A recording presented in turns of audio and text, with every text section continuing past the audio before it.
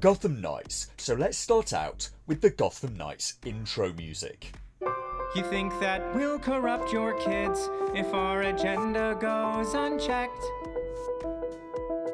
Funny, just this once, you're correct. Well, that wasn't the intro music. It must have been a gremlin in my system. That was instead the splendid singing of the San Francisco Gay Men's chorus. I'm not sure how that got in there. That wasn't a good look, was it? That clearly didn't have anything whatsoever to do with Gotham Knights. It's all a bit of a f*** up, really. I've only just started, and that clip comes up that is clearly unrelated to Gotham Knights and the motives of the people writing it. Who thought that song was a good idea? That smile is creepy as hell. In other completely unrelated news, Gotham Knights is back again. For some reason, it didn't air again last week. I have no idea why. So in the last 4 weeks, the show did not air on 2 of them, which can't be good for the viewing figures. Maybe it's different now with streaming and everything, but that used to be something a broadcaster would do when they didn't care or were deliberately trying to tank their own show.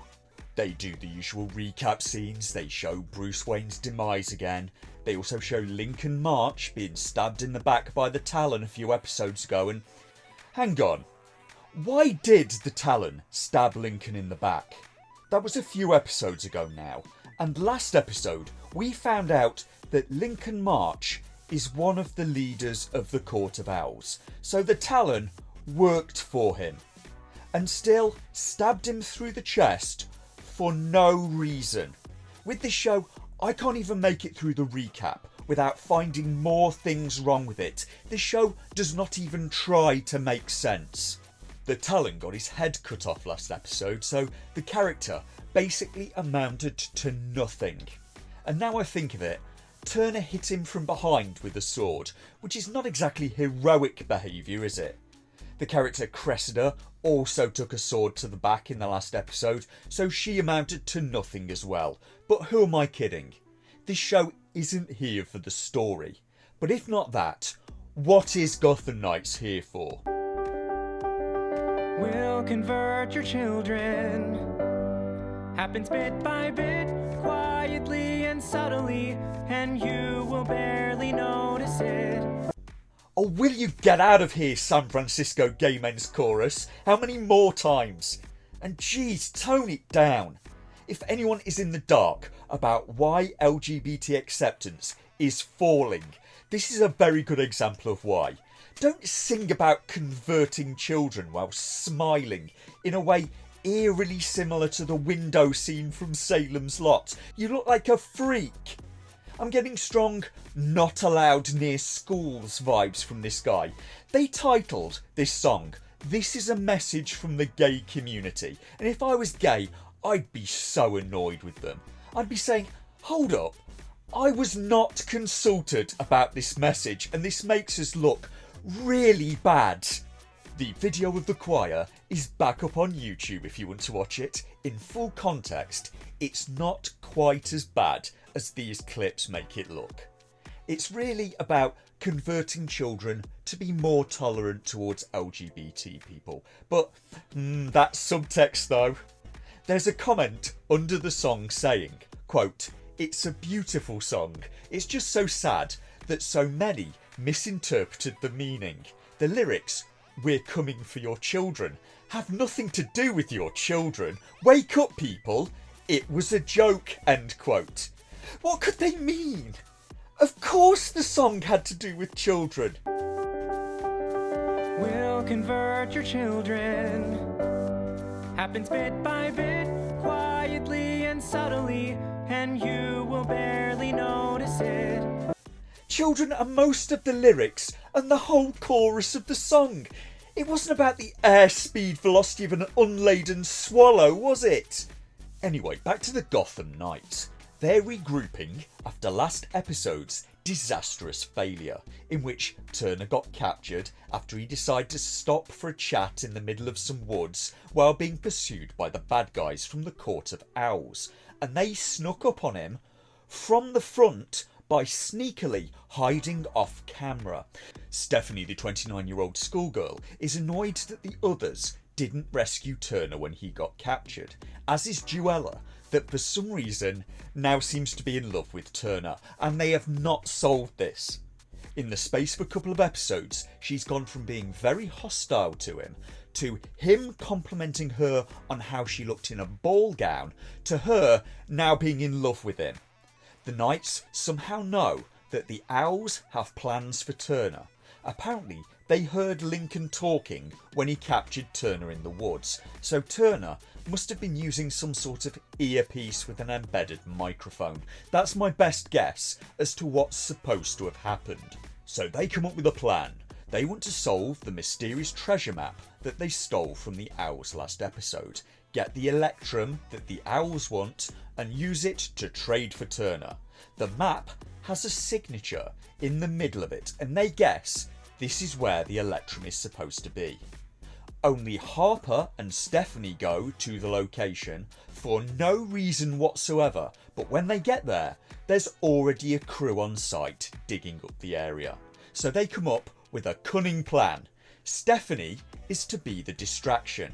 She has to be more visually provocative. So they have a brief talk about how feminist this all is.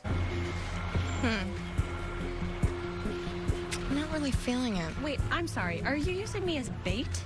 Way to set feminism back a few decades. Oh, I'm sorry. Do you have a better idea? So after complaining about it, they then do it anyway. It's like some sort of moral lampshading. We're going to undress this woman, but you have to understand, it's all in the name of feminism. So to make her more provocative, they let her hair down and undo a few buttons on her top, so she looks pretty much exactly the same way she has for the entire series. Stephanie distracts one of the workmen in a way that frankly she could have done exactly the same without changing her appearance at all, while Harper steals a radio and gets flustered at provocative Stephanie because she's bi. So that's the feminism and the LGBTQ stuff covered for another episode. Be thankful. This is actually very subtle as far as the writers of Gotham Knights go. Later on, the Knights all forget that they're trying to save their friend from being murdered and instead start shipping Stephanie and Harper while thinking up cutesy couple nicknames for them. They seem to settle on Sharper as their couple name. Suggest it. Tell me about it. If Sharper played this nice from the jump, we would have cleared our names months ago. Sorry, Sharper. What? Harfany? And it's like this series is being written by Raylos. When they get back, Joella comments snarkily on Stephanie's new look, despite her looking pretty much the same as she has for the entire series, and Deadname Cullen has found something strange out about the map. It has holes in it. Nobody also seems to have noticed that this seems to be a completely different map than they had last episode. It's now like a solid plate. Last episode, Joella rolled this thing up like a carpet and put it up her dress. The show cannot even manage basic continuity, and warning, this next part is dumb as hell. They put dots on a sheet of paper for every hole on the map, then play connect the dots and somehow know exactly which dots to connect to which, and that gives them a city skyline that corresponds to a painting of a Gotham skyline, and where the signature of the map falls on the painting, that's where the Electrum is. They go and find the Electrum using a sci-fi tricorder that they made out of a cell phone. It filters out frequencies of known alloys. The frequencies of what? EM radiation. This thing can seemingly identify granite based on emitted radiation, and granite isn't an alloy. The Electrum has been down here for a century, long before any of this tech existed. So when Batman's ancestor put it down here, how was he intending anyone else to find it based on the map he made? They then find the Electrum behind a tiled false wall. Meanwhile, Turner has been drugged by the Owls and is hallucinating, so they can try and get information out of him. He gets visions of his parents when they were alive, and his mum is being played by the actress Emily Rose, who I quite like. I know her from the series Haven, which wasn't brilliant. It had a bit of something. It was a strange show, but it was still a lot better than Gotham Knights. Turner finds out that Batman adopted him because he was responsible for what happened to Turner's parents and him becoming an orphan. The Gotham Knights work out where Turner is by triangulating radio signals from the radio that they stole, and they come up with a truly idiotic plan. Deadname spends hours making fake Electrum out of ceramics and painting it to trade for Turner. Meanwhile, they leave their friend to be tortured while he does it. The Knights go to find Turner at Wayne Manor, and they probably could have ended the whole thing here and won. Wayne Manor is full of members of the Court of Owls, and as far as I can see, the only thing they are armed with is one knife. The Talon got his head removed last episode, so he isn't there to defend them, and all they need to do is go in there and pick the owls off one at a time. Maybe find where they're holding Turner, stun them with a flashbang or tear gas. Instead, they walk in unarmed to try and trade the fake Electrum for Turner. Deadname and Duella go in, and Duella has strapped grenades to herself. Don't ask. She just has those from somewhere. Saying, release Turner and make the trade for the Electrum, or I will set them off. Not a great plan, because Deadname is standing right next to her, which just makes it look like a bluff, because if she sets the grenades off, she's going to end her friend as well. So Lincoln cuts Turner's throat, telling them that they can heal him if they produce the real Electrum, and they are forced to make the trade for the real Electrum and save Turner. For some reason, the Owls honour the agreement, and so do the Knights. I have no idea why, but what is the result of the last couple of episodes for our heroes? They now have Turner back, and they've now given the Electrum to the Owls, the murderous antagonists of the series, who are now immortal.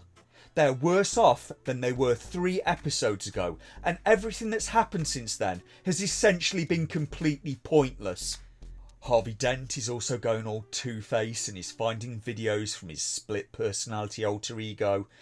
This show is a mess. The cast vary greatly in quality, from okay to good, but they can't rescue this script, and I'm not sure who could. But it would be really funny to watch someone like Jeremy Irons try. You don't like that, do you? Good. I can use every ounce of your rage. Come on. Follow me. That guy's amazing. We'll convert your children. Someone's gotta teach them not to hate. We're coming for them. We're coming for your children.